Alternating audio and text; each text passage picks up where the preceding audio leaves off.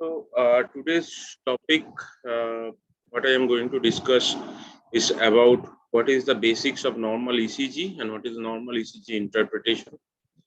So coming to the definition of ECG, that is, it is a introduction. Is that the ECG is one of the simplest and oldest cardiac investigation. It provides a useful information and essential part of assessment for cardiac patients. Now, with modern machines, surface ECG are quick and very easy to open at bedside, and we can interpret this quite easily. So, ECG is the activity recording of electrical activity of the heart muscles as it changes with time, and usually printed on a paper for easier analysis. Like other muscles, cardiac muscles contracts in response to electrical depolarization of the muscle cells. It is the sum of the electrical vector activity when amplified and recorded for just few seconds that we know is an ECG. For ECG, what are the basics? ECG graph, as we all know, there is the small square for 1 millimeter, large square 5 millimeter. Paper speed is usually 25 millimeter per second. It is standard. The paper speed, we can see that this is the amplitude, which is 10 millimeter, and this is the time. Paper speed is 25 millimeter per second. In 1 second, the 25 small square will be covered. So one small square is 1 millimeter, one large square is 5 millimeter. Now the vertical lines is the amplitude I already mentioned. Each small box that represents 0.1 millivolt, and each large box, as it is made up of 5 small boxes, it represents 0.5 millivolt. And the horizontal line measures the time. So this is this horizontal graph. This measures the time. So there is one small square that is 0.04 second. So each small box equals to 0.04 seconds. Each large box, that is each large box from this point 1 to this point 1, this large box, it is 5 small square. It is 5 into 0.04, that is 0.2 second. So now coming to the basic, these ECG, what are the waves and what are the things. This green wave, the first wave of an ECG, just in that this is P wave. Okay, now this point, when the this starting of this P wave and to up to the starting of this QRS complex, this is known as the QRS complex. The starting of the QRS complex, this is known as PR interval. And now this, from the end of this hump and to the starting of the QRS, this segment is known as the PR segment. So this is P wave green. This start of the P wave to up to QRS starting is, this is PR interval, and from this point and up to this point, this is known as the PR segment. Now this is the ascending red limb, descending limb, this is known as the R wave, and now this violet color is known as the S wave, and from the S wave and this blue color is T wave. Now from this S wave and up to the start of the T wave, this segment is known as the ST segment, and from this part, this is the Q wave to start up to the end of the T wave, that is known as the QT interval. So this is the quite simple way to understand what are the basic waves and basic segment of a ECG and ECG. Now P wave, I already mentioned, this is P wave. This represents, this is the mechanism. I will not go into the depth of its mechanism. P wave represents, you have to know only that the P wave represents atrial depolarization. QRS complex represents ventricular depolarization. P wave represents ventricular repolarization.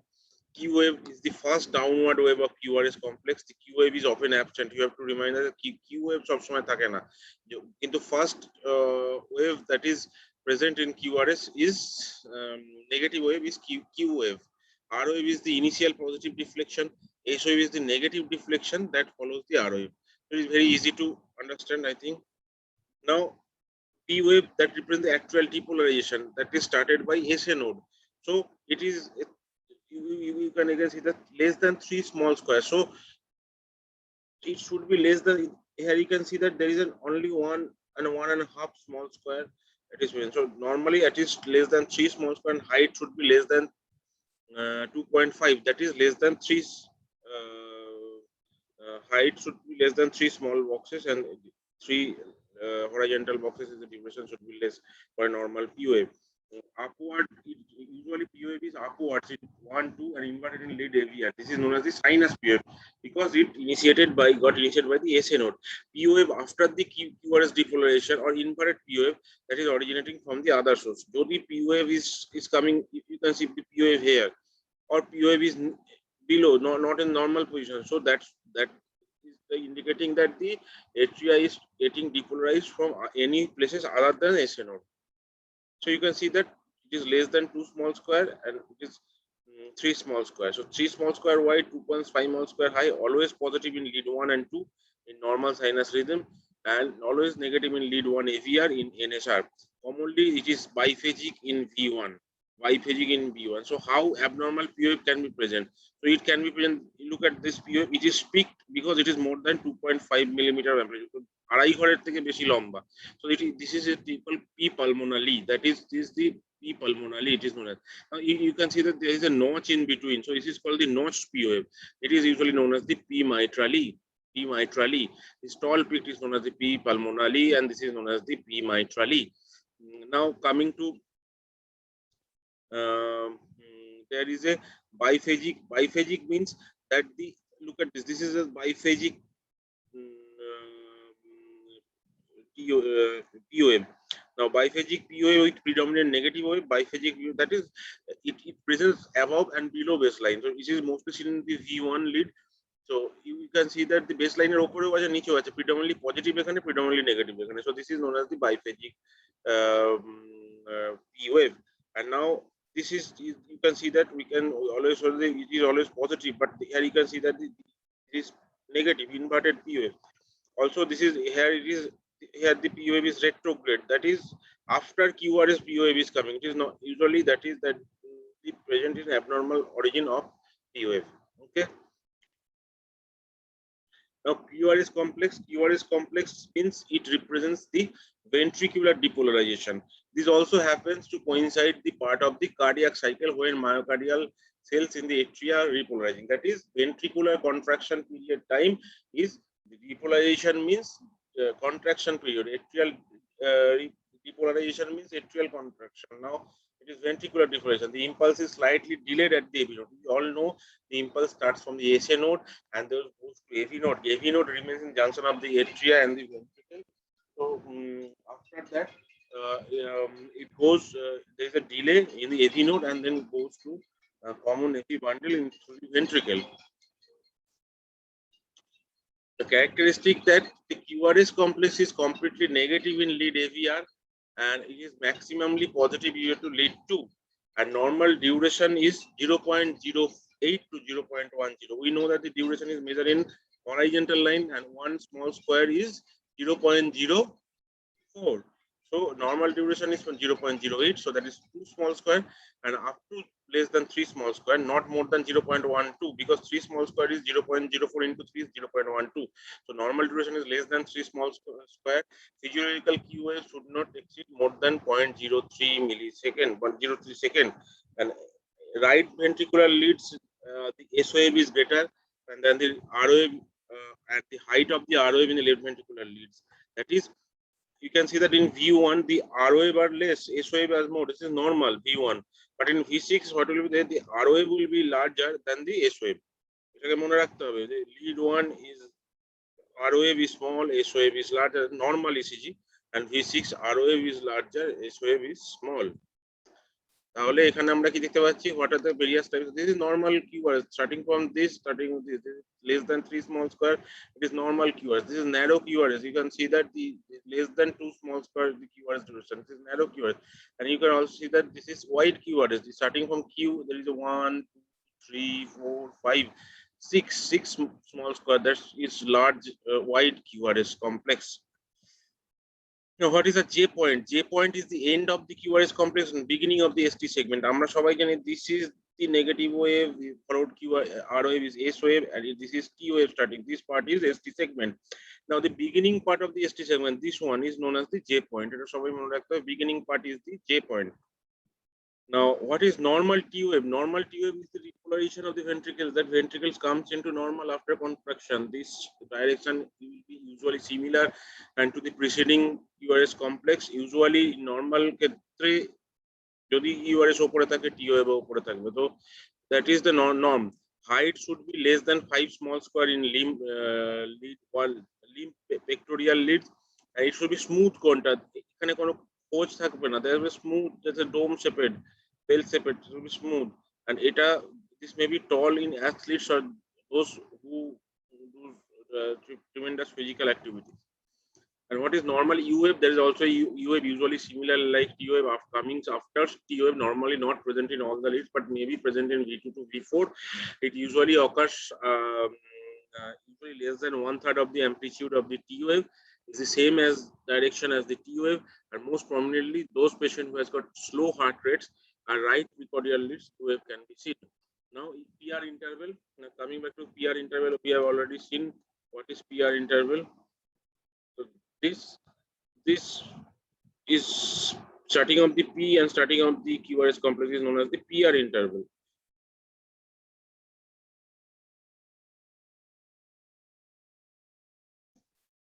So start of the P point to start of the QRS. PR segment from the end of the POF to the start of the QRS complex is the PR segment. Segment and interval is different.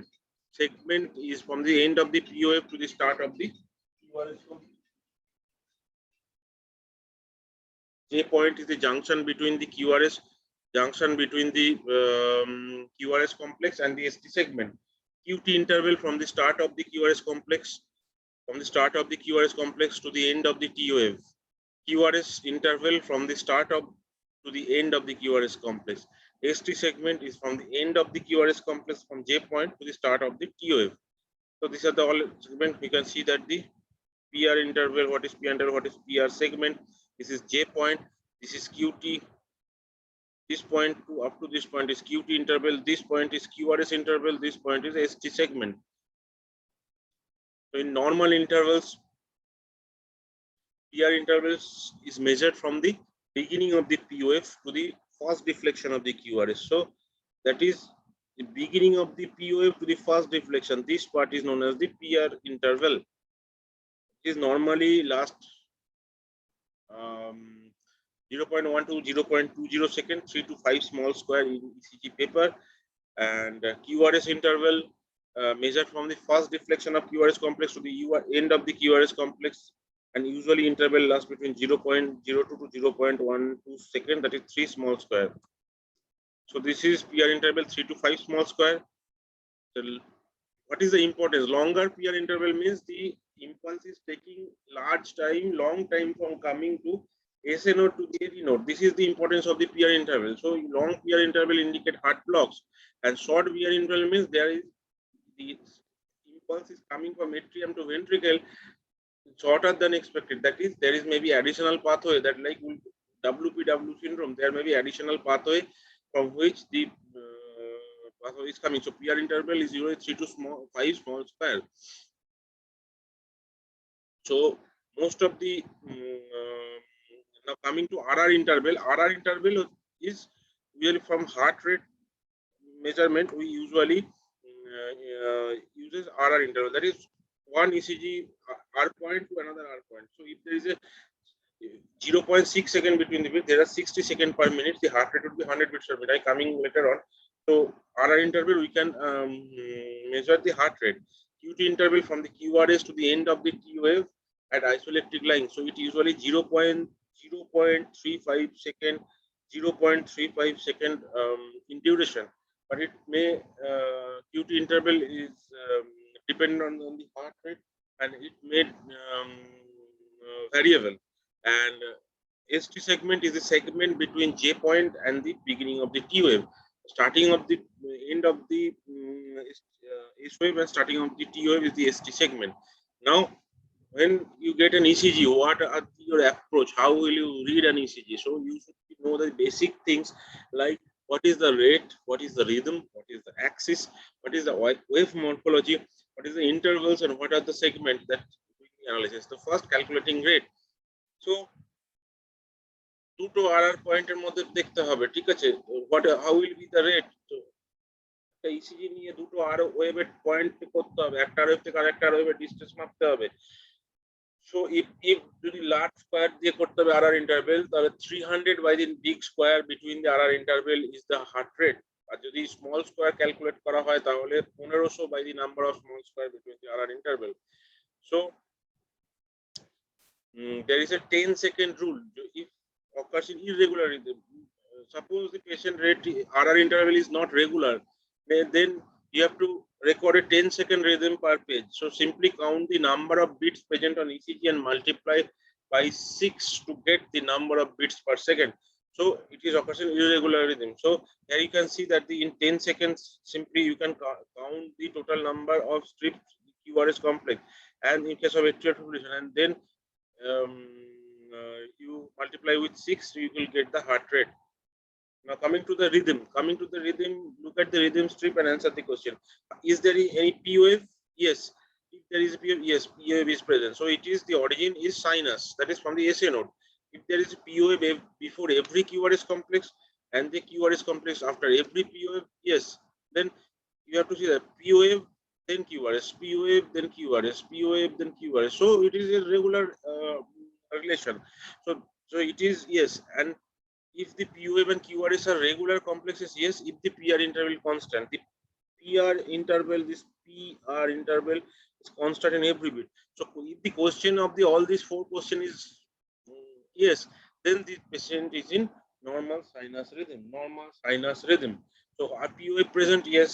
If there is a P wave before every QRS or QRS complex after every P wave, yes. Are the P wave and QRS complexes regular? Yes. Is the P wave interval constant? Yes. Then it is a regular sinus rhythm. The normal sinus rhythm, usually there is a rate between 60 to 100 beats per minute. Every P wave must be followed by it is important. Every P wave must be followed by a QRS. P wave এর পরে QRS থাকতেই হবে, and every QRS is preceded by a P wave. প্রত্যেকটা QRS এর ওয়েভের আগে একটা P wave থাকতেই হবে। Normal duration of PR interval is 3 to 5 small square. Normal duration of PR interval is 3 to 5 small square. The P wave is upright in lead 1 and 2. The P wave is upright in, these are the normal ECG findings. You have to see that every ECG P wave is upright in, upright means ওপরের দিকে মাথা. Now axis you have to determine what is the general flow of electricity of the vector of the cardiac contraction. The QRS axis usually normally represent the net overall direction of heart's electrical activity. So this may be various approach. We can see that this now just look at this this chart. You can give that the normal axis is from -30 to up to +90. From +90 to 180, it is a right axis deviation. -30 to -90 is a left axis deviation, and from -90 to -180, this is an undeterminate axis. So how will you determine an axis? How will you determine what is the approach? So you have to, I can just explain in very simple way. You can see multiple leads. This is the 90-degree. This, if you take lead 1, you have to go for lead AVF. You have to see 2 leads. Lead 1, if you can see lead 1 here and lead AVF, you can determine the axis. Similarly, you can, in case of 2, you can take AVL also. So I will just summarize by using lead 1 and AVF. If you have to see the lead 1 and lead AVF ECG, if both of them are positive, that is the QRS complex upright in both of them. So that is a normal axis. Okay. If it is upright in lead 1 but negative, predominantly negative, that is not purely negative, that is most of the complex is negative. Look at this, there is a positive part also in AVF, but there is a predominantly it is negative in AVF. So it is predominantly negative in AVF. So positive in lead 1, it is known as the left axis deviation, and predominantly negative in lead 1 and predominantly positive in AVF, that is right axis deviation. So how can we do a thumbs up? So ইসিজিতে আমাদের বাঁদিকে প্রথমে কি থাকে, বাঁদিকে থাকে lead 1, ডান দিকে থাকে এভিএফ। ECG পেপারে বলছি, this is from ECG paper. In lead 1 is the first. So lead 1, suppose the left hand is lead 1, okay, and the right hand is lead AVF, because the left hand বাঁদিকে থাকে প্রথম first. যদি একটা আমরা ECG graph হাতে করে ধরি, সবচেয়ে প্রথমে বাঁদিকে থাকে lead 1. So suppose the lead 1 is বাঁ হাত, left hand, and lead AVF is right hand. So if both are upright, both hands are upright, then it is a normal ECG, because both, you can see both hands are upright means lead 1 is predominantly positive and lead AVF is predominantly positive. Both hands are upright, then it is positive normal axis. Now lead 1 is upright, that is left hand is upright, but the lead AVF, that is right hand, is negative. So that is comes যেটা উপরে থাকবে সেই Axis deviation. So বাঁ হাতে lead 1 উপরে আছে, ডান হাতে negative হয়ে গেছে, so left Axis deviation. if এটা উল্টো হয়, দ্যাট ইজ বাঁ হাতে নিচে, that is lead 1 A negative but AVF A positive, then it is right axis deviation, যে হাতটা উপরে থাকবে সেই Axis deviation. and if both are negative, then it is indeterminate axis. You can understand it from the picture also. So normal QRS axis from 30 to 9, minus 30 to 90, minus 30 to minus 90 is left axis deviation, and plus 90 to 180 right axis deviation. So you can already see the normal. What is normal ROA progression? ROA progression আমি আগেও বলেছি, predominantly there is small ROA and large SOA in V1, and in V5 V6 the ROA is predominant whereas small SOA. So there is a gradual progression. You can notice that from V1 to V2 gradually the ROA is increasing, and SOA is decreasing. That is in going to V4, you can see that the ROA is predominant with small SOA. So this transition occurs in either V3 or V4. So normal ROA transition occurs in V3 to V4, that is predominantly in V5 and V6 you get predominantly upright ROA, whereas the SOA vanishes. So this is the normal ECG, normal ROA transition. The transitions, you can also see from here the V1 small ROA, slightly large ROA, further large. Here in V3 you can see that the R and SOA almost similar. Then going to V4 you can see that the ROA become taller and SOA becoming smaller, and in V5 further taller ROA and small SOA. There is almost significant absence of predominantly ROA in V6. So this is transition in V3 to V4. This is in normal ECG. And when occurs in early transition, you can see that the transition almost occurs in the V2 here. And here you can see that the transition almost occurs in V5 transition though. So this is known as early transition, this is late transition.